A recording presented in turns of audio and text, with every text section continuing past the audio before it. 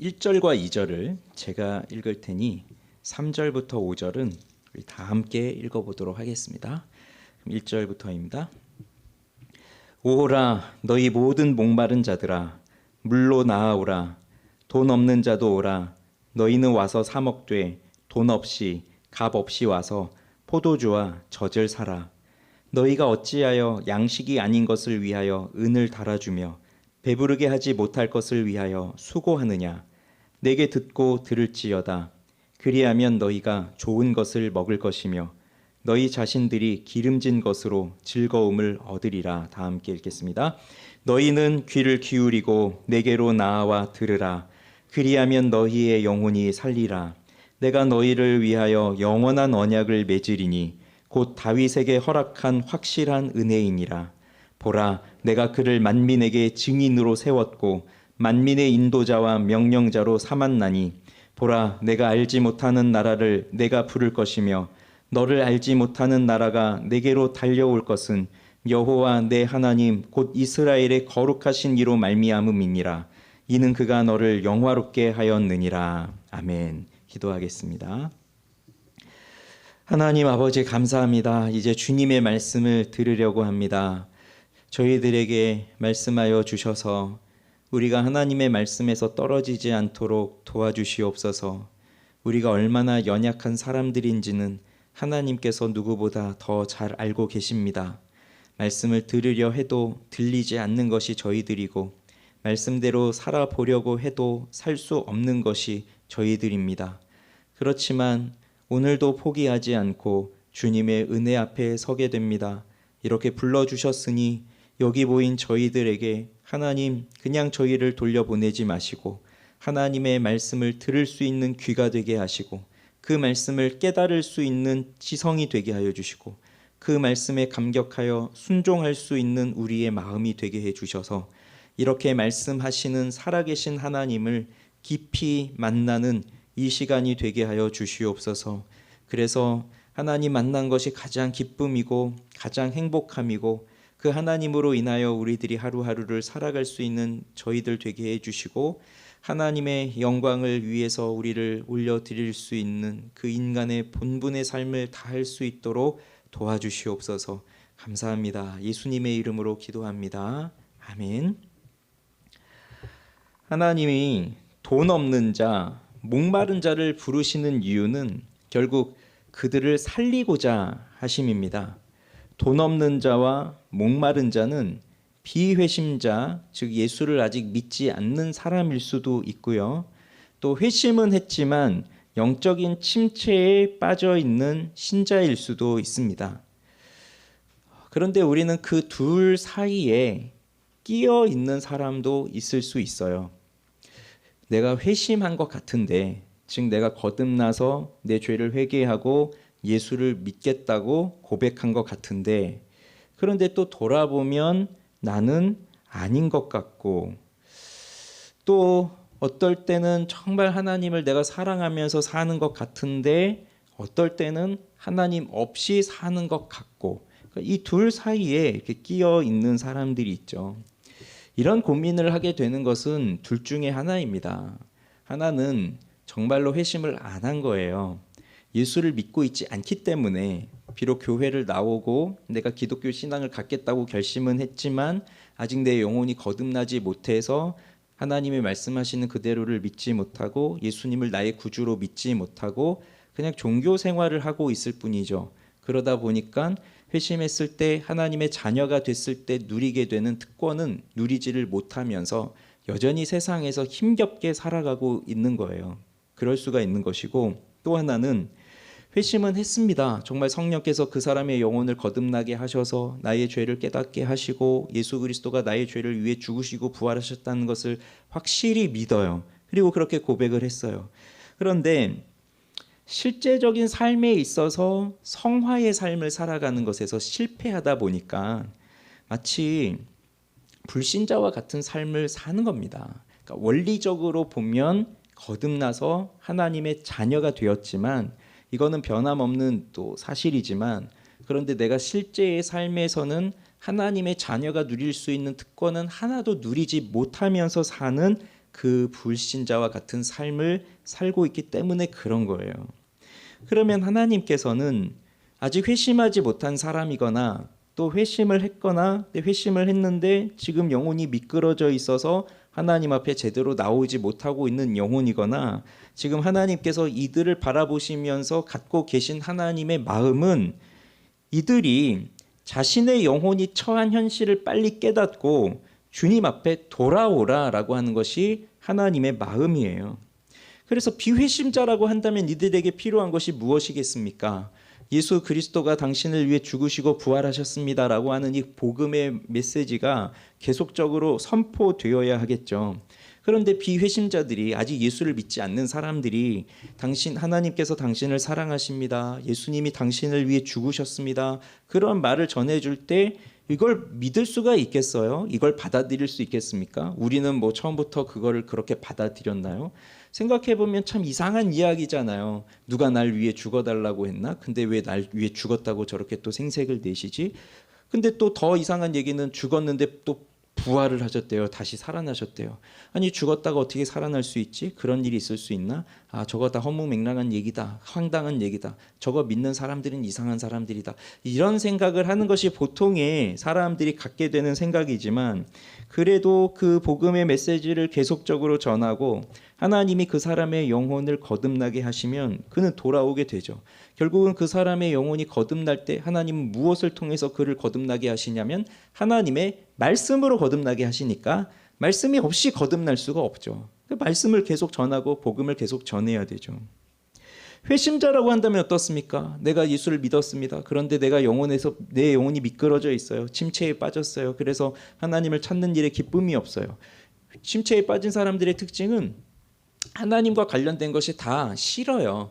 그래서 옛날에는 은혜 가운데 있을 땐 예배 드리는 게 좋고 성경 읽는 게 좋고 기도하는 게 좋고 또 이렇게 성도들끼리 모여서 교제 나누는 것이 기쁘고 감사하고 그런 시간이었지만 영혼이 미끄러져 버리면요, 침체에 빠지면 하나님과 관련된 일들은 모조리 다 싫어져요. 그러니까 예배 나오는 것도 싫고 주일 예배 이렇게 한번 나오는 것도 너무 힘들고 뭐만 일이 있으면 안 나오게 되고 또 기도하는 거 힘들고 힘든 게 아니라 이제 하기 싫은 거예요.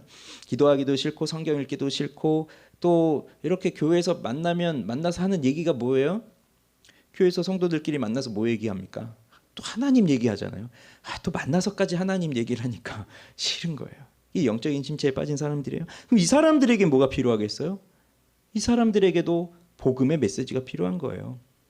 예수님이 당신을 위해 죽으셨습니다. 그리고 부활하셨습니다. 그거 알고 계시잖아요. 그 복음의 메시지가 선포되면서 내가 지금 더 나를 위해 죽으신 예수 그리스도를 위해서 살아야겠구나 하는 마음으로 새롭게 되는 것도 다른 것으로 하는 게 아니라 하나님의 말씀으로 하는 거예요. 그래서 하나님은 그렇게 우리가 돌아오기를 그 돈 없는 자들아 목마른 자들아 다 내게로 와라. 돈 없이 값 없이 사 먹어라. 그렇게 하나님이 말씀하신 거예요.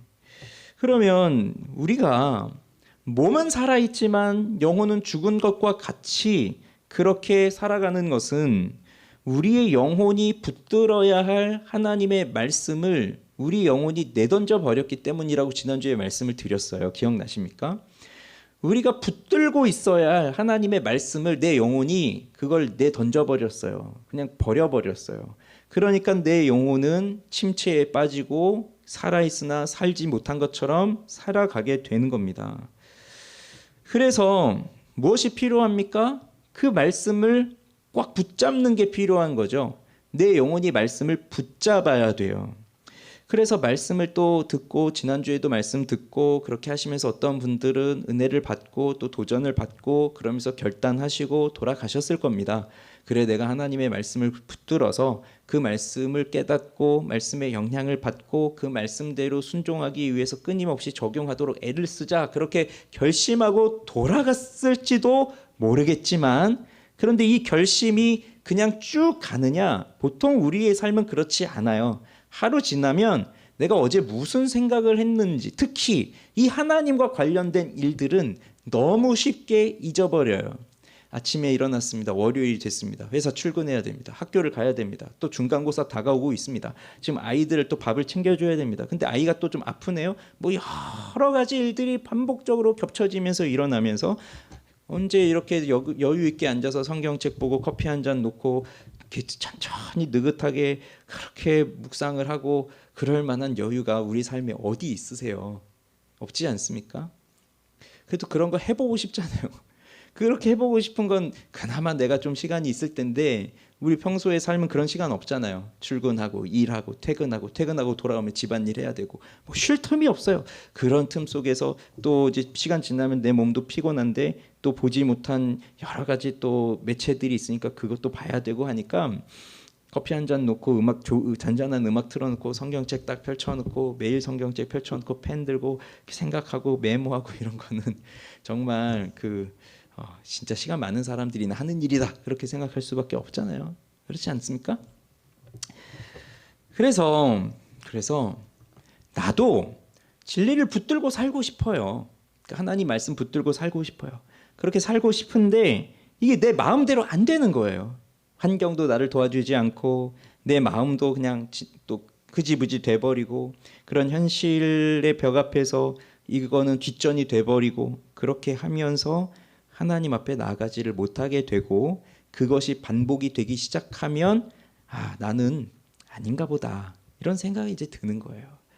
내가 한번 해봤는데 하나님이 은혜를 안 주시더라. 다 오라고 했는데 내가 가봤는데 별거 없더라. 그런 생각을 하고 돌아가게 되는 거죠.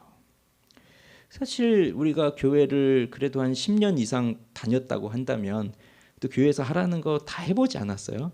수련회도 다 가보셨을 거고 여기 수련회 한 번도 안 가보신 분 계신가요? 수련회도 가봤을 거고 무슨 사경이나 부흥회 이런 거 있다면 또 다 가보셨을 거고 무슨 특별 새벽기도 한다 그러면 또 그런 것도 가보셨을 것이고 금식기도 하라 그러면 또 금식기도도 해보셨을 것이고 뭐 해볼 건 다 했단 말이죠. 근데 하고서 커다란 변화가 일어나지 않는다면 나도 해볼 거 다 해봤지만 뭐 해봐야 별 수 없더라. 뭐 해봐야 뭐 큰 것도 없더라. 변화되는 것도 없더라. 그러한 변화되지 않는 것에 익숙한 사람들이 되어져 버려요. 그럼 이게 뭐가 되는 거죠? 이렇게 오라 이런 말씀이 뭐가 되는 거죠? 그냥 말로만 하시는 것 같아요. 돈 없는 자 와라. 값없이 와서 사 먹어라. 이게 그냥 우리들 한번 꼬셔보려고 그냥 하는 말인 것 같아요. 그래서 혹시라도 지금 앞에서 말씀드렸던 이러한 영적인 고민들을 갖고 계신 분들이라고 한다면 오늘 말씀에 좀 귀를 기울이시면 좋겠어요. 오늘 말씀이 굉장히 중요합니다. 하나님께서 오라라고 하시는 것은 그냥 하시는 말씀이 아니에요. 와서 내 말을 들으면 그러면 좋은 것을 먹고 기름진 것으로 즐거움을 누리고 풍성한 생명으로 살아나게 될 것은 그냥 내가 입 좋은 말로 그냥 하는 말이 아니라 이것은 반드시 이루어지는 일이다 하는 것을 확실하게 말해주고 있는 것이 오늘 본문이거든요. 근데 그걸 어떻게 믿을 수 있습니까? 아니 가봤는데 안 됐는데 뭐 자꾸 이렇게 말하는 게 뭡니까? 뭐 때문에 그 얘기를 하는 겁니까? 무엇 때문에 믿을 수 있습니까? 오늘 말합니다. 하나님께서 언약을 맺으셨기 때문이에요. 언약을 맺으셨기 때문이에요. 그래서 오늘 그 3절의 뒷부분에 보면 내가 너희를 위하여 영원한 언약을 맺으리니 곧 다윗에게 허락한 확실한 은혜이니라. 자, 와라 했습니다. 좋은 건 먹어라. 또 그 기름진 것으로 즐거움을 누린다. 네 영혼이 살아날 것이다. 이렇게 말씀하신 다음에 나는 너희를 위하여 영원한 언약을 맺을 것이다. 그 얘기를 하는 거예요. 그럼 언약은요. 성경에 언약이라는 말이 자주 등장합니다. 언약이란 말 많이 나와요. 언약은 쉽게 말해서 약속이에요. 약속. 우리가 성경을 구약과 신약으로 구분할 때에도 예수 그리스도가 오시기 전은 구약, 오시고 난 후는 신약 이렇게 구분할 때에도 그 약은 바로 이 약속을 뜻하는 거죠. 약속, 언약을 뜻하는 거죠. 이 언약이라는 말이 히브리어로 베리트예요. 베리트. 그러면 언약을 맺다. 우리 이렇게 번역을 언약을 맺는다 이렇게 번역을 하고 우리 또 약속을 한다 이렇게 말하잖아요. 근데 이 맺는다라는 말은 뭘로 쓰냐면 카라트라는 말로 쓰는데 그러니까 카라트 베리트 하면 언약을 맺는다는 말이에요. 근데 카라트가 무슨 뜻이냐면 자르다예요. 자르다. 언약을 맺는다면 왠지 원래 잘라져 있는 그 사람들이 약속을 통해서 하나가 되도록 붙어야 되는 것 같지 않습니까? 그 약속한다는 건 언약을 붙였다 이런 말로 써야 될 것 같은데 정반대로 언약을 자르다라는 말로 쓰고 있어요. 자르다. 근데 왜 그렇게 히브리 사람들은 그렇게 표현을 할까요? 이걸 이해하려면 창세기 15장에 나오는 하나님과 아브라함의 언약식을 봐야 됩니다. 하나님께서 아브라함을 부르시고 많은 약속들을 이제 계속 하시고요. 이 창세기 15장에 보면 아브라함에게 너는 두려워하지 말아라. 나는 너의 방패요 너에게 지극히 큰 상급이니라. 이렇게 말씀을 하시고 또 하늘을 보여주시면서 너가 이 하늘에 있는 무뼈를 셀 수 있나 봐라. 너의 자손이 이렇게 많게 해주겠다. 또 약속을 하시고 또 땅을 보여주시면서 너와 너의 자손에게 이 땅을 주겠다. 이렇게 약속을 계속 하시는 거예요. 하나님은 오늘 아브라함 불러놓고 바로 자 주면서 여기 있다 가져라 이렇게 하시지 않고요. 부르셔서 약속을 하세요. 언약을 주세요. 언약을 하세요. 약속을 하세요. 그런데 그 약속이 아브라함의 입장에서도 보면 지금 당장 이루어질 일이 아니에요. 아직 자식도 없어요. 그런데 저 무별처럼 수많은 자손을 주겠다. 땅을 주겠다고 약속하셔서 저 메소포타미아 땅에서 여기까지 왔는데 근데 막상 와보니까 이 땅은 주인들이 또 있단 말이죠. 그리고 기근도 왔어요. 또 살기 힘든 거예요. 자, 하나님은 그렇게 단번에 다 주시면서 우리의 인생을 끌어가지 않으세요. 먼저 약속을 주십니다. 그럼 아브라함의 입장에서는 우리와 똑같아요. 하나님, 내가 뭘 보고 그걸 믿습니까? 내가 뭘 보고 그걸 알 수 있습니까? 똑같은 질문을 하는 거예요. 그때 하나님께서 3년 된 암소, 암염소, 순양을 가지고 와서 또 산비둘기와 집비둘기 새끼를 가지고 와서 그 새들은 말고 그 짐승들을 둘로 쪼개서 놓으라고 명하셨어요. 3년 된 소니까 얼마나 클까요? 그냥 태어난 송아지도 크잖아요. 근데 이 3년 된 소니까 엄청 클 겁니다. 그 소를 이렇게 자르는 거예요. 이렇게 반으로 쪼개서 쪼개 놓는 거예요. 염소도 마찬가지고 양도 마찬가지고. 그럼 그렇게 반을 딱 쪼개서 놨으니까 여기에는 피가 가득하겠죠. 자, 그렇게 놓으라고 하나님이 시키셨고 그 다음에 해가 져서 어두울 때 연기 나는 화로가 보이더니 타는 횃불이 그 쪼갠 고기 사이로 지나갑니다. 그 타는 횃불은 하나님이에요. 하나님이 그 불로 나타나셨어요. 하나님께서 그 쪼개놓은 피가 가득한 그 사이를 횃불로 지나가셨어요. 아브라함은 지나가지 않았어요.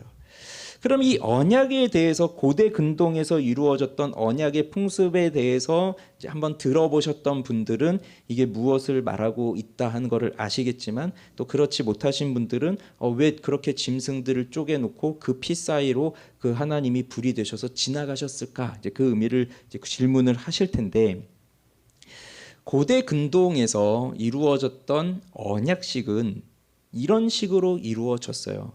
예를 들어 왕이 있고 한 지역을 다스리는 왕이 있고 근데 왕 혼자서 그 지역을 다 다스릴 수가 없으니까 땅을 쪼개어서 이제 신하들을 두어 그 신하와 왕이 언약을 맺는 거죠. 내가 너에게 이 땅을 주겠다. 너는 나에게 충성을 다짐해라. 이제 그렇게 이제 약속을 하는 겁니다. 그러면 우리는 약속할 때 그냥 하지 않잖아요. 약속을 그냥 말로만 합니까? 말로만 했다가 속는 게 너무 많잖아요. 그래서 말로만 하지 않아요. 우리 어린애들도 심지어 어린애들도 약속할 때 말로만 하지 않고 어떻게 합니까? 새끼손가락이라도 걸고 그러니까 이게 자르는 게 아니라 이렇게 떨어져 있던 걸 붙이잖아요. 새끼손가락 거는 것도. 그렇게 새끼손가락 걸어봤는데 약속을 하도 어기니까 그 다음 또 뭐도 해요?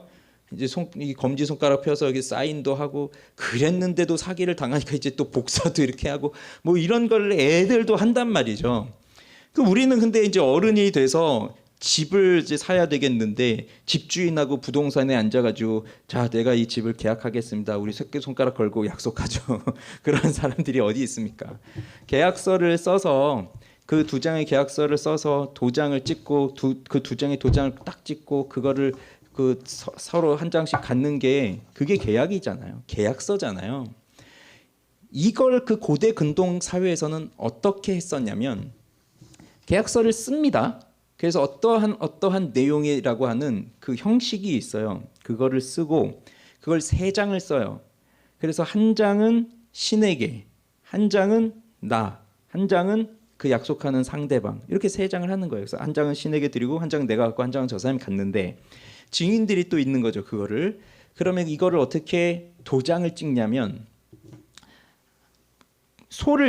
큰 소를 반으로 잘라서 쪼개 놓으면 거기에 피가 가득하죠. 거기를 이 약속 언약을 맺는 2사람이 이 계약서를 손에 들고 2사람이 함께 그 피가 있는 길을 걸어가는 겁니다. 그렇게 해서 그 사이를 지나오고 나면 발에도 무릎에도 이 바지 끝에도 피가 묻어 있는 거죠. 그렇게 걸어오는 거예요. 그걸 또 증인들이 보는 거예요. 근데 왜 그렇게 잔인하고 끔찍한 일을 했을까요? 약속을 하는데 이건 뭐냐면 내가 이 약속을 지키지 않으면 나는 여기 쪼개진 이 소처럼 나도 이렇게 쪼개져서 죽을 것이다. 그것을 다짐하는 맹세였던 거예요.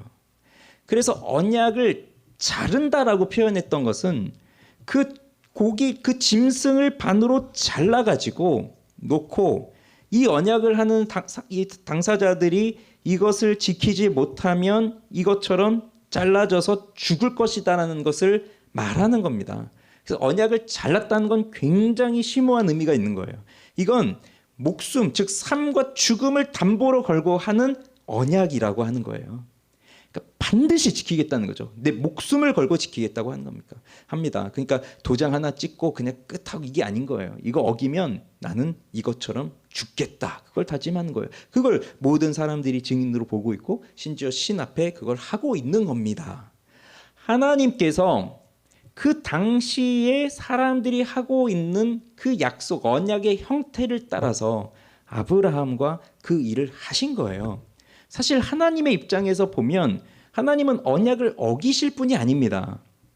하나님은 거짓말하시는 분이 아니죠. 하나님은 본성상, 하나님의 본질상 거짓말하실 수 없어요. 그분은 항상 신실하신 분이에요. 그분이 하신 말씀은 반드시 이루어내시는 분이에요. 그럼 문제는 사람이 문제죠. 약속은 사람이 어겨요. 하나님이 어기시는 게 아니라. 그런데 하나님이 그 사이를 지나가셨어요. 아브라함은 지나가야 되는데 안 지나갔어요. 그럼 이제 그렇구나, 놀랍다 하는 깨달음이 있을 수 있어요. 즉 결국 언약은, 하나님과 우리 사람 사이에 맺어진 언약은, 이 언약을 깨는 쪽은 항상 사람들입니다. 우리 죄인들입니다. 그런데 그렇게 언약을 깨면 그 언약을 깬 것에 대한 보상으로 내 몸을 쪼개서 죽어야 되는데 결국 사람이 거길 지나가지 않았다는 말이죠. 하나님이 지나가셨다는 말이죠. 그럼 누가 죽습니까? 사람이 저질러 놓고 사람이 깨뜨려 버렸지만 그 수습을 하나님이 하시고 계세요.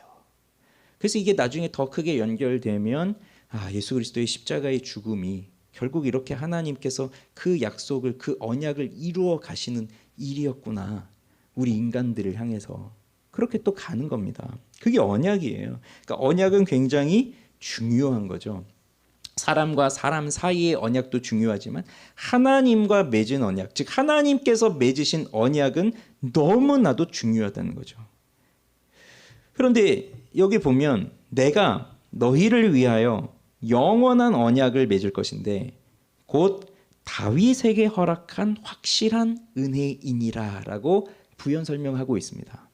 그럼 성경에 언약이 참 여러 종류의 언약이 나오는데 혹시 들어보셨습니까? 구속의 언약 들어보셨어요? 행위 언약 들어보셨어요? 행위 언약 또는 옛 언약 또는 신내산 언약, 모세 언약 뭐 이런 거 들어보셨나요? 새 언약 들어보셨어요? 네, 들어보셨죠? 여기도 교회를 다닌 게 몇 년인데 노아 언약, 아브라함 언약 뭐 이런 얘기들을 들어보셨을 겁니다. 다윗 언약도 있어요. 다윗 언약. 그래서 그 다윗에게 허락한 확실한 은혜, 이 다윗 언약을 여기서 연결시키고 있습니다. 다윗은 성경에 나오는 사람들 중에 가장 그래도 우리에게 익숙한 인물이어서 다윗은 그렇게 낯설지가 않아요. 어릴 때부터 성경 이야기하면 다윗과 골리앗 이야기가 단골로 나오고, 이 다윗과 골리앗 이야기는 예수 믿지 않는 사람들도 상식으로 알고 있는 스토리다 보니까 다윗은 너무나 잘 알고 있는 사람입니다. 다윗에 대한 이야기는 사무엘상 16장부터 열왕기상 2장까지 나오거든요. 굉장히 길게 나오고 있어요. 그러면 사무엘 하는 통째로 다윗 얘기인 거예요. 그래서 다윗에 대한 이야기가 길게 나오고 있고, 또 시편에 보면 150편의 시가 나오는데 그 중에 다윗이 쓴 시가 굉장히 많습니다. 그러면 우리는 그 사무엘상 사무엘하를 읽으면서 다윗의 일생이 이러하였구나라는 것을 또 보게 되고, 그 다음 다윗이 쓴 그 시를 보면서 우리는 다윗의 마음이 어떠하였구나라는 것도 보게 돼요. 그 역사서에 기록되어 있는 이야기들은 다윗이 이랬다 이런 그냥 스토리지만, 시는 다윗 자신이 가지고 있는 그 마음 상태를 정말 그 감추지 않고 숨기지 않고 하나님 앞에 솔직하게 다 드러내고 있는 것이 다윗의 시들이잖아요.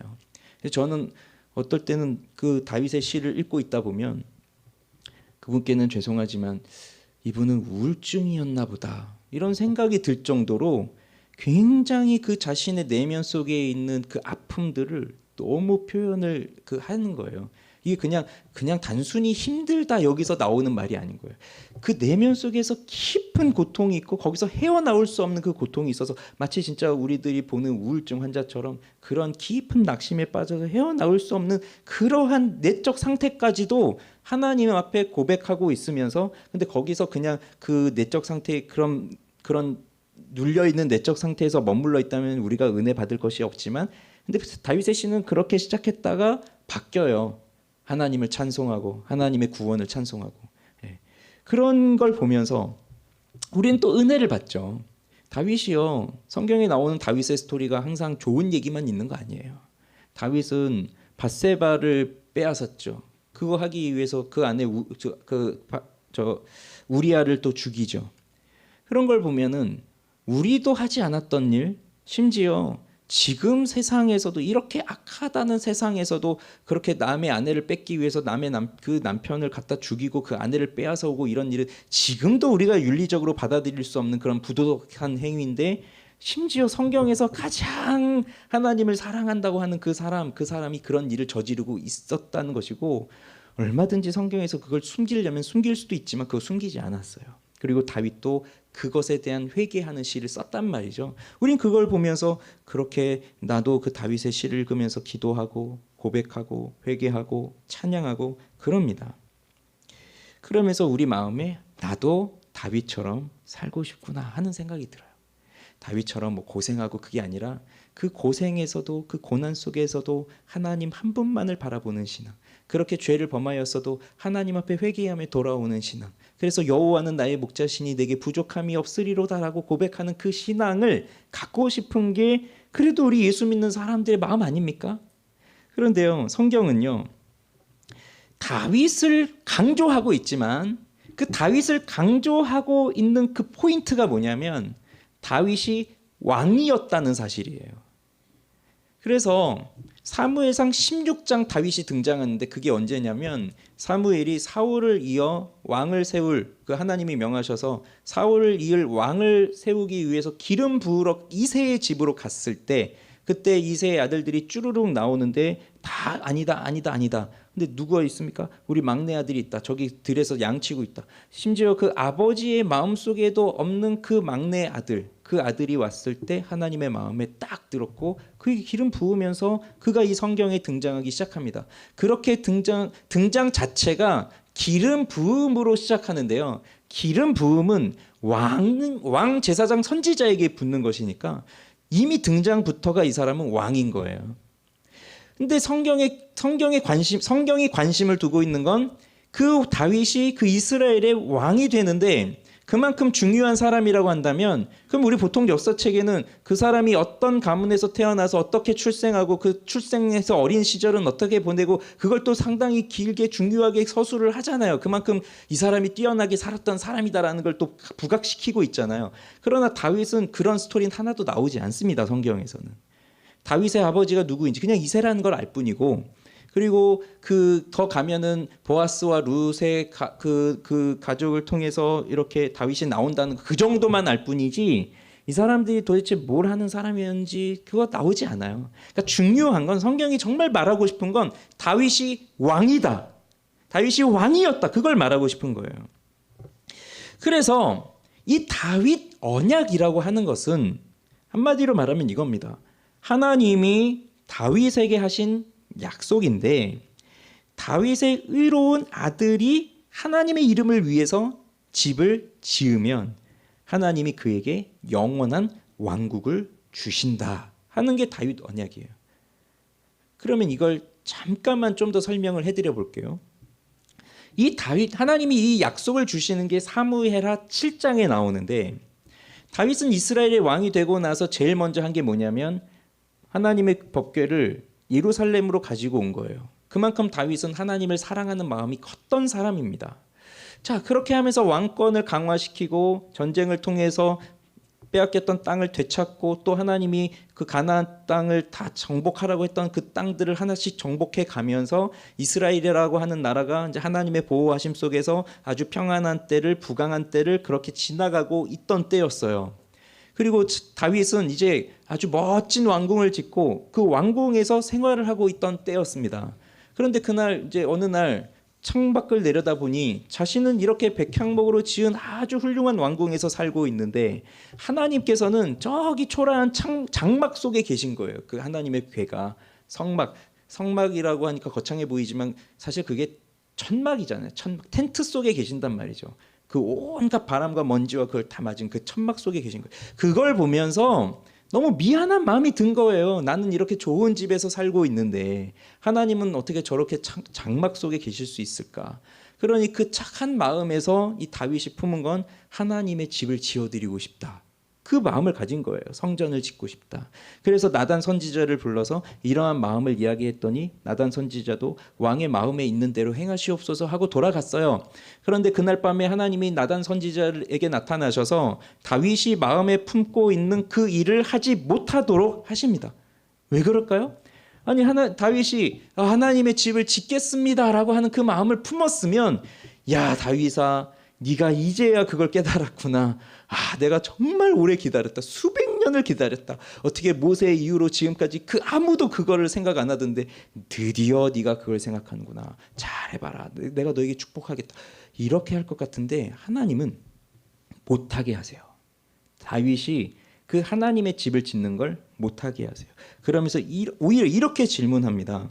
네가 나를 위하여 내가 살 집을 건축하겠느냐? 그렇게 물어보세요.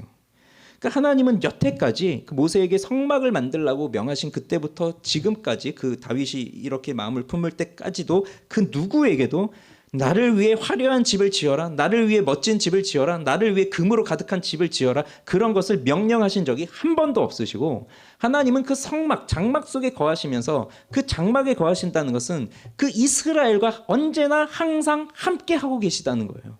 그러니까 하나님은 뭔가 멋진 건물이 중요한 게 아니라 그 이스라엘과 함께 하고 있는 그것이 더 중요한 거죠. 그래서 네가 나를 위해서 집을 건축하겠느냐? 그렇게 말씀을 하신 후에 놀라운 약속을 다윗에게 주는데, 내가 너를 위하여 집을 지어주겠다, 그 말을 하시는 거예요. 내가 너를 위해 집을 지어주겠다. 근데 여기서 집이 뭘까요? 이미 왕궁도 지었고 다 있는데 무슨 집일까요? 바로 너의 자손을 말하는 거예요. 그래서 너의 자손, 너의 그 왕위가 끊어지지 않고 계속 이어질 것이다 라고 하는 것을 명령하는 거예요. 역사상 지금까지 한 번도 그 왕조가 변하지 않고 지금까지 온 나라가 있습니까, 세상에? 없잖아요. 나라가 세워지고 그 왕조가 세워지면서 그 왕이 통치하는 나라가 세워졌을 때 그 왕조가 끊임없이 이어지는 나라는 지금 아무 데도 없어요. 그리고 지금은 이제 왕이 있는 나라도 대부분 입헌군주제로 바뀌었기 때문에 왕이 권력을 갖고 있는 나라도 없고 대부분은 자유민주주의 정치나 이런 공화국 형태로 갔기 때문에 이제는 왕이 통치하는 시대도 아니죠. 그러니 이 왕은 그 왕위를 계속 이어간다고 하는 것은 굉장한 축복입니다. 그러니까 왕이 죽으면 항상 누가 왕이 되느냐 그걸 놓고 서로 싸우잖아요. 근데 그걸 영원히 이어가겠다고 해주시는 약속을 해주신 거예요. 그래서 이 집은 다윗의 후손을 언급하는 겁니다. 그래서 앞에 보시면요, 사무엘하 7장 11절 12절에 이렇게 나와요. 같이 읽어봅시다. 자, 시작. 여호와가 같이 읽어봅시다. 시작. 전에 내가 사사에게 명령하여 내 백성 이스라엘을 다스리던 때와 같이 안위하게 하고 너를 모든 원수에게서 벗어나 편히 쉬게 하리라. 여호와가 또 내게 이르노니 여호와가 너를 위하여 집을 짓고 내 수완이 차서 내 조상들과 함께 누울 때에 내가 내 몸에서 날 내 씨를 내 뒤에 세워 그의 나라를 견고하게 하리라. 자, 여기까지요. 내 몸에서 날 내 씨를 내 뒤에 세워서 그의 나라를 견고하게 하리라. 그럼 여기 씨, 후손이 나오잖아요. 그럼 우리는 이제 성경을 읽으신 분들은 창세기 3장 15절이 떠오를 수 있습니다. 창세기 3장 15절에서 뱀에게 하나님이 저주를 하실 때 너의 후손과 여자의 후손이 원수가 된다. 여자의 후손이 너의 머리를 상하게 할 것이고 너는 그의 발꿈치를 상하게 할 것이다. 그 약속, 그 처음으로 주신 구원의 약속이 떠오를 수밖에 없죠. 그래서 성경은 계속 그 여자의 후손이 누구이냐 그걸 찾아가는 과정인데 오늘 이 다윗에게 주시는 이 약속은 너의 몸에서 날 너의 씨가 너 뒤에 세워 그 나라를 견고하게 할 것이다. 결국 다윗의 자손을 통해서 그 여인의 후손이 되는 것이고 세상을 구원할 왕이 온다는 거예요. 그렇게 다윗의 왕국을 세울 것이라는 겁니다. 그래서 하나님은 그 다윗의 아들에게 아버지가 되고 나는 또 그는 나에게 아들이 되리라 이런 약속을 하신 겁니다. 그러니 다윗이 하나님의 아들이라 불리는 게 아니라 다윗의 후손이 하나님의 아들로 불리는 거예요. 그래서 다윗 언약의 초점은 다윗 자신에게 있는 게 아니라 다윗의 아들에게 있는 거예요. 그러면 자, 이 다윗 언약의 특징이 있다면 그거는 무조건적이고 영원하다는 거예요. 그래서 이 언약은 깨질 수 없는 은혜로운 약속입니다. 그래서 하나님의 사랑이 그 다윗의 아들 위에 있어서 그의 집, 그의 왕국, 그의 왕위를 영원히 세울 것인데 자, 예레미야 33장 20절 21절에 보면 좀 이해하기 어려운 문장이긴 하지만요. 한번 읽어볼게요. 시작. 여호와께서 이와 같이 말씀하시니라. 너희가 능히 낮에 대한 나의 언약과 밤에 대한 나의 언약을 깨뜨려 주야로 그때를 잃게 할 수 있을진데 내 종 다윗에게 세운 나의 언약도 깨뜨려 그에게 그의 자리에 앉아 다스릴 아들이 없게 할 수 있겠으며 내가 나를 섬기는 레위인 제사장에게 세운 언약도 파할 수 있으리라. 자, 이 말씀을 보면 자, 결론만 보면 다윗의 언약을 깨뜨릴 수 있다는 겁니까? 없다는 겁니까? 이게 되게 헷갈려요. 반어법이라고 보시면 돼요. 자, 너희가 낮에 대해서 밤에 대해서 바꿀 수 있느냐? 바꿀 수 있다면 그러면 다윗에게 세운 언약도 너희가 바꿀 수 있다 그 말인데 낮을 바꿀 수 있어요? 밤을 바꿀 수 있어요? 바꿀 수 없잖아요. 그러니 다윗에게 세운 언약도 깨어질 수 없다. 깨뜨려질 수 없다. 다윗의 언약은 영원할 것이다. 이제 그걸 강조하고 있는 말씀인 거예요. 그래서 하나님께서 이 다윗에게 주신 언약은 깨질 수 없는 은혜로운 약속. 그래서 언약을 깨뜨리는 것은 불가능합니다. 다윗의 언약이 깨어진다면 그러면 하나님이 거짓말하신 거예요.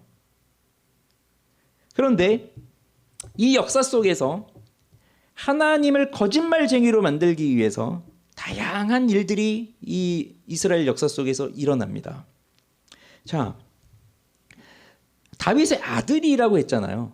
그러면 다윗의 입장에서 내가 하나님의 집을 지어드리고 싶었지만 나는 못했고 네 몸에서 날 너의 씨가 나를 위해서 내 이름을 위해서 집을 지어주고 그에게 영원한 왕국을 주겠다라고 했다면 다윗의 입장에서는 누구겠습니까? 자신의 아들이고 자신의 뒤를 이어 왕이 된 솔로몬이죠. 그래서 솔로몬이 왕이 되어서 한 게 뭡니까? 하나님 앞에 지혜를 구하고 아버지가 못했던 성전을 짓는 일을 솔로몬이 합니다. 성전을 지었습니다. 하나님의 영광을 위해서. 그리고 그 성전에 하나님의 영광이 임하였습니다. 그렇게 솔로몬은 처음에 시작은 잘하는 것 같았지만, 그래서 다윗 때보다 더 부강한 왕국을 누리게 되었지만, 그런데 이 솔로몬이 이방 여인들을 데려오기 시작하면서 우상 숭배에 빠지기 시작해요. 그렇게 되니까 이제 이 솔로몬 이후로 이스라엘은 남과 북으로 나눠지게 되고 북이스라엘이 생기고 남유다가 생기는데, 이 다윗의 왕조는 남왕국 유다를 통해서 이제 이어져 가게 되는 거예요. 그러면 이 남왕국 유다에서 그 다윗을 이어가는 왕들이 계속해서 세워지는데, 그런데 무슨 일들이 일어나냐면 여호람이라는 왕이 됐어요. 여호람이라는 사람이 왕이 됐어요. 이 사람이 왕이 되고 나서 먼저 한 일은 뭐냐면 자기 동생들을 죽이는 일이었어요. 자신의 왕권을 강화하기 위해서 그 왕자들, 그러니까 자기 동생들을 다 죽이는 거예요. 그들이 있으면 내가 왕권이 흔들릴 것 같으니까. 그러면 이게 뭡니까? 지금 다윗의 왕조가 영원히 이어가야 되는데 그 왕자들, 그 씨들을 다 죽이고 있다는 것은 지금 하나님의 약속이 이루어지지 못하게 하는 일들이잖아요. 여호람은 그렇게 해서 자기 동생들을 다 죽였고, 자, 그런 다음에 아라비아 사람들이 이제 전쟁을 하러 왔어요, 유다에. 그랬더니 이 아라비아 사람들은 여호람의 아들들을 또 죽였어요. 그러니까 여호람의 입장에서는 자기 동생들을 다 죽였는데 자기 아들들은 아라비아의 침공으로 인해서 죽었어요. 근데 이제 아하시아라고 하는 막내 아들 하나 빼고 또 다 죽은 거예요. 그 위기잖아요. 결국 또 하나가 남은 거죠. 그래서 아하시아가 왕이 됐는데 결국 이 여호람도 그렇고 아하시아도 그렇고 북왕국 아합과 이렇게 다 결혼 관계로 맺어진 관계다 보니까 하나님이 또 이들을 심판하세요. 그래서 아하시아는 1년 만에 죽어요. 그러면 다음에 누가 왕이 되어야 됩니까? 다윗의 왕조를 이어가기 위해서는 이 아하시아의 아들이 되어야 되겠죠. 그런데 이상한 일이 일어나요. 아달랴라고 하는 이 아하시아의 어머니가 아달랴 자기 자식이 죽었다는 소식을 듣고 그가 또 제일 먼저 한 일은 뭐냐면 아하시아의 아들들을 모조리 찾아서 죽이는 거였습니다. 자기 손자들을 죽이는 거예요. 왜요? 내가 왕이 되려고. 그렇게 해서 그 다윗의 왕조를 끊어버리고 아합 가문의 자신이 그 여왕이 돼서 나라를 다스리려고 했던 거죠. 그런데 정말 하나님의 섭리로 요아스라고 하는 아기가 살아남았어요. 아기가. 그래서 6년 동안 성전에서 숨어 지내다가 7살이 되었을 때에 이제 왕으로 등극해요. 그리고 아달랴는 반역죄로 죽임을 당하고. 자, 이런 일들이 끊임없이 하나님의 약속을 어기게 만드는 그런 일들이, 하나님은 거짓말을 했다고 만들려고 하는 시도들이 세상 속에서 계속 이어지고 있지만 하나님은 또 그것을 이어가시는 거죠. 그런데 결정적 사건은 무엇입니까? 결국은요, 이 유다가 주전 586년에 바벨론에 의해서 멸망을 당하고 마지막 왕 시드기야가 보는 앞에서 그 느부갓네살이 그 아들들을 다 죽이고 이 시드기야는 두 눈이 뽑힌 채 바벨론으로 끌려가요. 그리고 이제 유다 왕조는 끝난 거예요. 그 이후로 70년 후에 다시 돌아왔지만, 그래서 그 외세로부터 독립하려고 이들이 끊임없이 노력했지만 그 다윗의 왕국을 다시 세우려고 했지만 지금까지도 그 다윗의 왕국은 세워지지 않았거든요. 그러면 이렇게 해서 나라가 멸망되고 바벨론에 의해서 포로로 끌려가고 다윗의 왕조는 끝이 났다면, 그러면 이건 어떻게 되는 겁니까? 다윗 너의 왕조가 영원할 것이다 라고 하는 그런 하나님의 약속은 이제 어떻게 되는 것입니까? 그래서 이스라엘 백성들이, 유다 백성들이 선지자가 와서 너희들이 이렇게 계속 죄를 범하면 바벨론이 너희를 심판할 것이다. 예루살렘은 불탈 것이다. 그러니 지금이라도 회개하라. 이런 메시지를 끊임없이 주었어도 이 사람들이 끝내 믿지 않거든요. 그 믿지 않는 배경 속에 또 이게 있는 거예요. 하나님이 다윗의 왕위를 영원히 이어가게 하신다고 하셨는데 어떻게 우리가 멸망을 당할 수 있느냐. 그리고 여기 예루살렘에 하나님의 집 성전이 여기 있는데 하나님 여기 계신데 어떻게 이 성전이 불탈 수 있느냐. 다른 건 또 잘 안 믿으면서 이런 건 또 그렇게 잘 믿어가지고 회개하라는 거에 또 회개를 안 해요. 결국 그들은 멸망을 당하고 끌려가고 성전도 무너지고 없어집니다. 그렇게 된다면 북이스라엘과 다를 바가 없어요. 북이스라엘은 여로보암으로부터 시작해서 그 북이스라엘이 이어질 때 북이스라엘은 남왕국 유다하고 다른 건 왕들이 세워지지만 그 왕조가 하나의 가문으로 이어지지 않아요. 한 3명, 4명 왕이 있고 난 다음에 또 반란을 일으켜서 반역해서 그들을 다 죽이고 또 다른 왕조가 생겨나고 또 한 3번, 4번 왕이 지나고 난 다음에 또 반란을 일으켜서 그들 모조리 죽이고 또 새로운 왕조가 생기고 이게 북이스라엘의 역사였고 주전 722년에 결국 아시리아에 의해서 멸망당하고 없어져 버렸습니다. 이제는. 남한국도 똑같은 처지가 된 거죠. 다윗 왕조가 사라져 버렸는데 왕이 세워지려면 나라도 있어야 되고 백성도 있어야 되고 땅도 있어야 되고 할 것 아니에요. 근데 그게 다 사라졌는데요. 그러니 우린 이걸 보면서 이 다윗 언약이 갖고 있는 특성이 또 하나를 보게 돼요. 아까는 무조건적 은혜로운 약속이라고 말씀드렸지만 또 이렇게 가는 걸 보면 여기에는 또 조건적 요소도 있었다는 거예요. 그 조건적 요소가 뭐냐면 바로 이거예요. 우리 13절 14절 같이 읽겠습니다. 시작. 그는 내 이름을 위하여 집을 건축할 것이요 나는 그의 나라 왕위를 영원히 견고하게 하리라. 나는 그에게 아버지가 되고 그는 내게 아들이 되리니 그가 만일 죄를 범하면 내가 사람의 매와 인생의 채찍으로 징계하려니와. 자, 이겁니다. 그러니까 주어진 게 뭡니까? 이 아들이 해야 되는 것이 내 이름을 위해서 집을 짓는 것이고 근데 그걸 안 하고 범죄하고 하면 사람의 매와 인생의 채찍으로 징계하리라.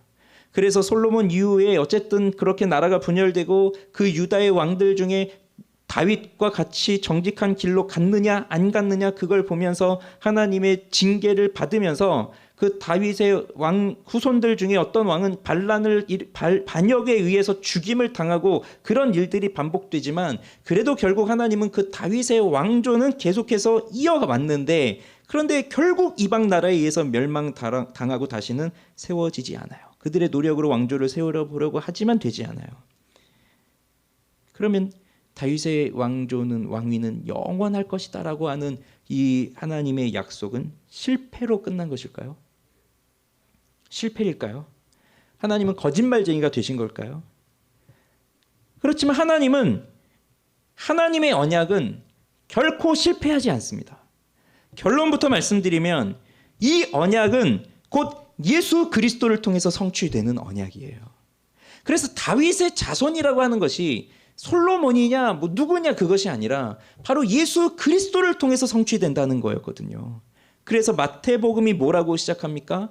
아브라함과 다윗의 자손 예수 그리스도의 계보라라고 시작하면서 이 예수가 바로 다윗의 자손으로 오신 그분이다. 그런데 당시의 사람들은 이 다윗의 자손을 기다리고 있었습니다. 그 다윗의 자손이 와서 이 나라를 정치적으로 군사적으로 경제적으로 이 로마의 압제에서부터 벗어나게 해주고 그래서 우리 땅을 되찾고 경제적으로 번성하게 되는 그 다윗의 자손 다윗과 같은 훌륭한 왕이 오기를 기다렸던 거예요. 그래서 예수님이 그 놀라운 일들을 행하시니 이분이 우리를 살릴 왕인가 보다 했지만 그런데 하는 일을 보니 도무지 이해 안 되는 이상한 일들을 하시니 이는 아닌가 보다 그렇게 믿지 않았고요. 심지어 예수님의 제자들조차도 이 생각에서 벗어나지 못해서 예수님이 진짜 하나님의 아들인가 그 부분에서 의심이 오기 시작하는 거예요. 그러면서 결국 어떻게 되나요? 예수님은 사람들에 의해서 버림을 받고 십자가에 못 박혀 죽으시잖아요.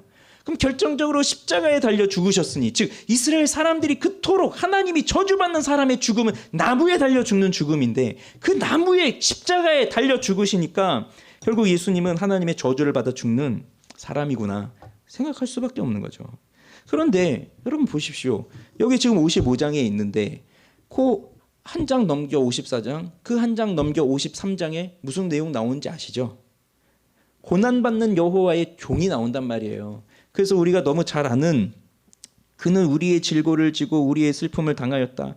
그가 채찍에 맞으면 우리의 죄악 때문이요. 그 있잖아요. 도살장에 끌려가는 양같이 끌려갈 것이요. 바로 그게 이 53장에서 나왔어요. 이미 그 말씀이. 그래서 하나님은 이 메시아가 바로 이 다윗의 자손이 이렇게 고난받는 종으로 와서 백성들을 대신하여 십자가에서 죽으시는 그 고난을 이미 예언하여 주셨는데 사람들은 그걸 모르니까 그저 영광스러운 것만 찾으니까 그래서 그 예수님을 못 박았던 겁니다. 그리고 예수님이 그 언약을 성취하여 가시는데도 그걸 모르고 살아가고 있는 거예요. 창조 이후에 무너진 이 세상을 예수님께서 다시 회복시키십니다. 하나님을 떠나서 살아가고 있는 그 사람들을 구원하시기 위해서 예수님이 이 땅에 오셨습니다. 그래서 예수님이 진정으로 하나님의 집을 세우시는 거예요. 그런데 그 집이 뭐냐면 그 집이 바로 교회예요. 성전은 정말 이 솔로몬 성전 이후에 무너지고 또 다시 이제 또 스룹바벨 성전 또 헤롯 성전 이렇게 계속 지어지면서 예수님 제자들이 그 명절에 예루살렘에 가서 성전 보고 딱 입이 떡 벌어지고 그랬거든요. 그들은 그 시골에 살던 그들은 이런 건물 자체를 본 적이 없어서 그 건물 자체에 압도당하는 그런 건물이었어요. 근데 솔로몬 성전은 더 했겠죠. 사람들이 생각하는 하나님의 집은 그런 거예요. 눈으로 봤을 때 굉장히 웅장하고 화려하고 금과 은으로 덮여 있고 그렇게 그 크고 높은 그런 건축, 그 건물 거기에 압도당하고 그러나 정말 하나님의 집, 이 다윗의 자손인 예수 그리스도를 통하여 세워지는 하나님의 집은 교회예요. 교회는 뭐냐면 이 건물이 아니라 예수 그리스도를 믿는 우리 한 사람 한 사람들, 즉 하나님이 불러주신 사람들의 모임이 교회거든요. 그래서 금으로 만든 벽돌로 쌓아서 그 높고 화려한 건물을 만들어서 하나님의 집을 세우는 게 아니라 예수님의 핏값으로 사서 구원받은 우리 한 사람 한 사람들이 이 그리스도의 몸인 교회를 세워가는 벽돌이 되어서 그 예수님께서 그 아름다운 하나님의 집을 세우셨다는 겁니다. 이렇게 하심으로써 이 영원한 언약이 성취가 되는 거예요. 그래서 예수님이 이 일을 어떻게 하시는 겁니까? 자신의 십자가에서 자신의 피를 흘려서 죽으심으로 하시고 그 피 흘려 죽으심으로 우리의 죄를 대신해서 죽으시고 그리고 예수님이 죽음에서 끝나신 것이 아니라 다시 부활하심으로써 그분은 자신의 죄로 말미암아 저주받아 죽은 것이 아니라 다른 사람들의 죄를 위해 죽었다는 것을 하나님이 아시고 그에게 의를 인정하셨죠. 그리고 그 의는 우리에게 전가되어져서 우리는 의롭다 함을 받은 사람들이 된 거예요. 내가 의로운 행위를 해서 의로워진 것이 아니라 예수 그리스도가 하신 그 의로운 일이 나에게 전가되어져서 난 의로운 사람이 된 거예요. 그렇게 함으로써 우리가 그리스도의 몸을 이루면서 하나님의 영광스러운 집을 이어가고 있는 거예요. 그러면 이쯤 되면 이런 생각하실 수 있겠죠. 그래서 그게 나하고 무슨 상관인데? 이 다윗의 언약 또 이렇게 길게 설명을 하셨을까? 끝날 시간 됐는데 이게 나하고 무슨 상관일까? 그런 생각을 하실 수 있겠지만 근데 이제 다음에 보면 오늘 본문 4절에 보면 자 보라 내가 그를 만민에게 증인으로 세웠고 만민의 인도자와 명령자로 삼았나니 이렇게 이어집니다. 그럼 여기 그는 누구일까요? 이 그는 다윗이라고 보면 돼요. 앞에서 나오고 있는 다윗. 그럼 다윗이라고 본다면 하나님께서 다윗을 증인으로 세우셨는데 이스라엘 백성만이 아니라 세상의 모든 나라들에 대해서 자신을 증거하는 증인으로 세우셨어요. 다윗은 이스라엘 역사상 가장 하나님의 뜻에 맞게 이스라엘을 통치했던 왕이었고 그래서 다윗은 하나님의 마음에 합한 사람 그리고 왕들을 평가할 때 항상 다윗의 길로 갔느냐 안 갔느냐 그걸 보는 거거든요. 그렇게 하나님을 섬기는 다윗의 모습을 통하여서 주변의 나라들까지 영향을 미쳐서 그들도 하나님의 진리의 빛을 보게 하는 그 증인으로 세우셨다는 거예요. 그리고 이것은 하나님이 애굽에 있던 그 이스라엘 백성들을 애굽에서 뽑아내셔서 가나안 땅에 새로 심으시는 것은 그 가나안 땅에 들어와서 죄악으로 가득한 그 땅 가운데에서 하나님의 말씀을 따라 의와 공의를 이루며 살아가게 하여 주변의 나라와 주변의 이방 민족들도 아 여호와 하나님이 참된 하나님이구나 하는 것을 깨닫고 하나님께 돌아오라고 그걸 하신 거거든요. 그 증인의 삶을 살라고. 근데 이스라엘은 실패했죠. 못했죠. 자, 그 다음에 그를 만민의 인도자와 명령자로 삼았다고 하는데 여기 인도자라는 말이 히브리 말 나기드라고 하는 말입니다. 나기드는 뭐냐면 이스라엘 첫 번째 왕이 사울인데 사울이 나기드가 된 거예요. 그럼 뭐라고 번역할 수 있겠어요? 왕이죠. 왕. 그런데 히브리어에서 우리가 아마 이 왕이라는 단어로 들어보신 말은 멜레크일 거예요. 멜레크. 그러니까 멜레크라는 왕이 있는데 이 멜레크는 절대적 권력을 가진 왕이고 이 나기드는 그 절대적 권력을 가진 멜레크로부터 권한을 위임받아서 통치하는 왕이라고 보시면 돼요. 그러니까 사울이 나기드가 됐는데, 즉 하나님께서 사울을 세우신 거잖아요. 그럼 이 나기드는 백성들의 나기드가 되어서 멜레크이신 하나님의 뜻을 받들어서 하나님의 뜻대로 섬기면서 백성들을 인도하고 해야 되는데, 이 사울은 자신이 멜레크가 되어서 하나님의 뜻을 어기고 자신의 뜻을 하나님의 뜻보다 앞세우고, 또 왜 그랬냐고 사무엘이 또 물으면 그걸 합리화시키면서 이래서 나는 하나님을 섬기기 위해서 내가 이랬다라고 하면서 합리화하고 그랬던 사람이 사울이잖아요. 나기드의 역할을 제대로 못한 거예요. 결국 그는 쫓겨나요. 버림받아요.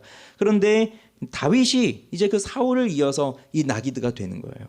그래서 정말 참된 왕이신 그 하나님 아버지의 뜻을 받들어서 하나님의 뜻을 따라서 통치하여 가는 그 왕, 백성들의 인도자가 되는 것이고, 명령자는 그 인도자를 또 달리 표현한 말입니다. 나기드가 명령할 수 있는 거잖아요, 왕이.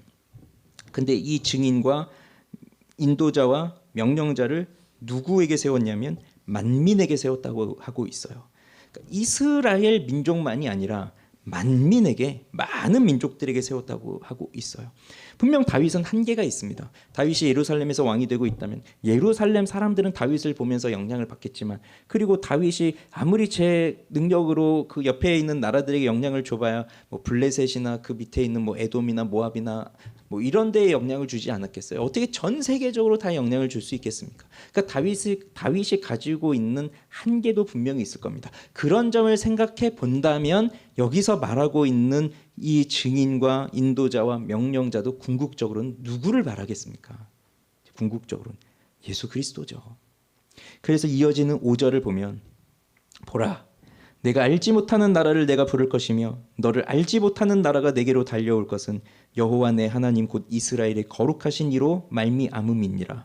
이는 그가 너를 영화롭게 하였느니라. 그럼 여기서 너는 누구겠습니까? 넌 누굴까요? 이제 어떤 학자들은 이 너를 이스라엘로 보기도 하고요, 또 뭐 영적인 이스라엘로 보기도 하고요, 그리고 메시아라고 보기도 합니다. 그런데 아마 가장 적합한 것은 메시아, 즉 예수 그리스도를 가리키고 있는 것 같아요.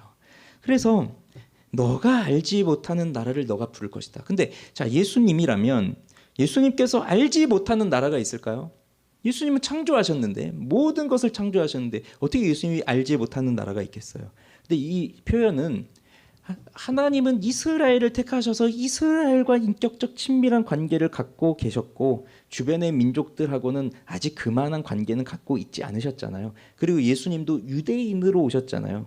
그래서 예수님이 그 유대인으로서 오셔서 그 이스라엘과 밀접한 인격적 관계를 가지고 있지만 아직은 그 이방 나라들이 그 예수 그리스도께로 아직 돌아오지 않고 있기 때문에 이것을 네가 알지 못하는 나라들이라고 표현한 것이고요. 근데 그들을 이제 부르신다는 거예요. 이제 그들도 부르시는 거고, 그 다음에 너를 알지 못하는 나라가 내게로 달려올 것은, 이 너를 알지 못하는 나라는 뭐겠어요? 결국 예수님을 모르는 나라들이잖아요. 살아가면서 하나님도 모르고 예수님 인정하지도 않고, 뭐 예수님이 십자가에서 죽었어라고 하면 뭐 그런 허무맹랑한 이야기, 그런 뻥이 다 어딨어, 예수는 다 신화야, 가짜야, 뭐 그러면서 살아가던, 뭐 신이 어딨어 이러면서 살아가던 그런 사람들이 이제 그가 부르시니까 그에게로 달려올 것이라는 겁니다. 달려올 거라는 거예요. 우리 사람들이 살아가면서 하나님 몰라요. 하나님 알고 싶어 하지도 않아요. 그러니까 본성상 처음엔 하나님의 자녀로 창조되기는 했지만 허물과 죄로 죽어서 공중권세 잡은 자를 따르고 내 육체의 욕심을 따라서 그 본질상 진도의 자녀로 살아가는 사람들이니까 예수 그리스도 모릅니다. 예수님이 누군지 알고 싶지도 않고요. 근데 그들을 부르고 계신 거예요 이제. 그러면 이 문맥상 이들이 누구겠습니까? 결국은 알지 못하는 나라, 너를 알지 못하는 그 민족 누구겠어요? 그들이 돈 없는 자, 목마른 자 아니겠습니까? 그들을 부르시는 거예요 지금. 너희가 지금 나도 모르고 하나님도 모르고 그리스도도 모르고 진리도 모르고 사니까 너희는 이렇게 돈 없는 자가 되어서 지금 이렇게 배고프고 굶주린데, 자, 나는 너희들을 벌하려고 하는 게 아니라 너희들을 먹여서 살리려고 하는 것이다. 와라! 와라. 돈 없이 값 없이 와서 사 먹어라. 좋은 걸 먹어라. 기름진 것으로 즐거움을 누려라. 너희 영혼이 살 것이다. 부르고 있는 거예요. 그러면 그때 일어나는 일이 놀랍습니다. 보세요. 뭐라고 합니까? 그들이, 그 나라가, 너를 알지 못하는 나라가 내게로 달려올 것이라고 하고 있습니다. 그동안 하나님 모르고 예수님도 모르고 그냥 자기 마음대로 살아가던 사람들이 와라 와라 했을 때 그때는 어떻게 했었나요? 당장 신발 신고 옷 차려입고 뛰어나갔나요? 아니에요. 안 나갔단 말이죠. 귀찮아 죽겠는데 뭘 이렇게 자꾸 오라 그래. 그런 게 기본적인 마음이에요. 그러다가 좀 한번 기분 좋으면 한번 가볼까? 한번 내가 좀 가져볼까? 얼마나 사람이 없으면 그렇게 오라 그래? 내가 가서 좀 도와주나 봐볼까? 이런 마음 갖다가 에이 귀찮다 하고 또 안 가고, 그게 지금 우리 영혼들이 살아가고 있는 인생의 모습인데, 이제 그리스도께서 이때가 되어서 오라고 부르시면 그 자리에서 벌떡 일어나서 달려나간다는 거예요. 이게 얼마나 놀라운 일입니까? 이게 어떻게 가능할까요? 그동안은 그냥 귀찮아가지고 싫어가지고 그냥 퍼질러 누워만 있던 이 인간이 어떻게 해서 하나님이 부르시는데 당장 뛰어나갈 수 있는 인간이 될 수 있을까요? 그게 바로 하나님의 능력이에요. 그게 사람을 바꾸신 하나님의 능력이에요. 이게 하나님의 부르심입니다. 하나님이 부르시면 그 하나님이 부르시는 은혜에 저항할 수 없어요. 그렇게 부르시는데, 그러면서 그분을 알게 됐는데 나 싫어요. 난 좀 내버려 두세요. 그럴 수 없다는 거예요. 하나님이 그렇게 하지 않으셨어요. 부르시면 달려갈 수밖에 없어요. 그러면서 마지막에 이렇게 말하죠. 이는 왜냐하면이에요. 그래서 왜냐하면 그가 너를 영화롭게 하였느니라. 즉 그 이스라엘의 거룩하시니 그 하나님께서 너를, 즉 메시아 그리스도를, 예수를 영화롭게 하셨기 때문에 그 나라들이 달려올 것이다. 그 말이에요. 그럼 예수님을 영화롭게 한다는 것이 뭔가요? 이걸 잘 보여주는 것이 요한복음 17장에 예수님의 기도에 이렇게 나오는데, 읽어보겠습니다. 시작. 예수께서 이 말씀을 하시고 눈을 들어 하늘을 우러러 이르시되 아버지여 때가 이르렀사오니 아들을 영화롭게 하사 아들로 아버지를 영화롭게 하게 하옵소서. 아버지께서 아들에게 주신 모든 사람에게 영생을 주게 하시려고 만민을 다스리는 권세를 아들에게 주셨음이로소이다. 영생은 곧 유일하신 참 하나님과 그가 보내신 자 예수 그리스도를 아는 것이니이다. 아버지께서 내게 하라고 주신 일을 내가 이루어 아버지를 이 세상에서 영화롭게 하였사오니 아버지여 창세 전에 내가 아버지와 함께 가졌던 영화로서 지금도 아버지와 함께 나를 영화롭게 하옵소서. 이제 예수님에게 주어진 그 일을 하신 거예요. 그 택한 자들을 구원하시는 거예요. 그러면서 그 창세전에 가지셨던 그 영화, 나를 영화롭게 하십시오. 지금 여기서 이 이사야 55장 5절에서 이루어진 그를 영화롭게 하리라, 너를 영화롭게 하리라, 이게 여기서 이루어지고 있잖아요. 그리스도를 통해서 성취된 거예요. 그럼 말씀을 맺을게요. 자, 생각해 봅시다. 우리는 하나님께 나아갈 자격이 없는 사람들입니다. 지난주에도 본 것처럼 우리가 바로 돈 없는 자, 목마른 자, 진짜 저 거리 한복판에 누워있는 노숙자와 같이 정말 아무것도 아닌 그러한 사람인데, 그런 우리를 딱 한마디로 표현한다면 이 배은망덕, 이 배은망덕한 인간아, 그렇게 볼 수밖에 없는 거예요. 하나님이 주신 은혜가 큰데 그거 다 까먹어버리고 여전히 내 생각대로 사니까요. 그런데 그 하나님께서 이런데도 우리를 부르고 계신 거예요. 근데 부르는데 돈 없이 와라, 값 없이 와라, 이거예요. 올 때 돈 들고 와라. 올 때 내가 이거 필요하니까 너 이것 좀 들고 와라. 또 내가 이거 숙제 줬는데 이거 할당량 못 취하면 너 못 온다. 뭐 그런 게 아닙니다. 그래서 놀라운 것입니다. 세상에 그 어디에도 이런 것은 없어요. 복음에만 이것이 있는 거예요. 복음에만. 그래서 이걸 뭐라고 하냐면 은혜라고 하는 거예요. 은혜. 그래서 다시 3절 마지막에 보면 내가 너희를 위하여 영원한 언약을 맺는데 곧 다윗에게 허락한 확실한 은혜. 이 은혜는 헤세드라는 말입니다. 헤세드. 이 헤세드는 사랑, 인애, 자비, 긍휼 여러 가지로 번역이 가능한데, 이 헤세드를 뭐라고 이해하시면 가장 좋으냐면요, 이렇게 이해하시면 돼요. 하나님께서 그렇게 하실 의무가 없으심에도 불구하고 기꺼이 희생을 당하면서까지 베푸시는 사랑. 그렇게 생각하시면 돼요. 그러니까 내가 내 자식을 사랑하는데 뭐 희생 없이 그냥 사랑하는 거 그런 것을 말하는 게 아니라 하나님은 그렇게 하실 의무가 없으신데 우리를 구원하실 의무도 없으시고 우리를 사랑하실 의무도 없으시고 우리가 잘 되게끔 해주실 의무도 없으신데 그런데 우리로 하여금 우리를 구원시키고 우리를 잘 되게 하고 우리를 먹이시고 하려면 하나님 입장에서는 희생이 필요한 거예요. 근데 그 희생을 해서라도 우리를 살리시는 그 사랑이 그게 헤세드예요. 그래서 어떻게 하셨냐면 우리가 내야 할 것을 예수님이 대신 지불하신 거죠. 예수님이 그런 의무가 없어요. 근데 우리가 갖는 오류 중에 하나가 아니, 나를 낳으셨으면 엄마라는 사람은 그래도 나를 먹일 책임이 있는 거 아니야? 하면서 그렇게 부모에게 책임을 떠넘기는 것처럼 하나님이 나를 창조하셨다면 내가 어떻게든 잘 되게끔 책임을 져주셔야 되는 거 아니야? 내가 잘 안 되면 하나님 왜 이래? 나에게 왜 책임을 안 주셔서 그 부모로서의 의무가 없으시구만. 신으로서의 의무가 없으시구만. 그러면서 또 원망하고 하는데 우리는 하나님한테 우리가 어떻게 의무를 줄 수 있겠어요? 내가 하나님께 의무를 부과할 수 있으면 내가 하나님보다 높은 존재죠. 누구도 하나님께 의무를 줄 수 없어요. 근데 하나님은 그 의무가 없으신데 그럼에도 불구하고 나에게 희생을 치르시면서도 기꺼이 십자가에 달려 죽으심으로써까지 그렇게 나를 살리셔서 오라고 하시는 것이 그리스도의 은혜라는 거예요. 그리고 그 다윗의 왕위를 영원히 이루시는 이 다윗의 자손 예수 그리스도께서 바로 이 일을 성취하신 거고요. 그래서 오늘 보십시오. 내가 너희를 위하여 영원한 언약을 맺을 거라고 하고 있어요. 저와 여러분을 위해서, 너희를 위해서.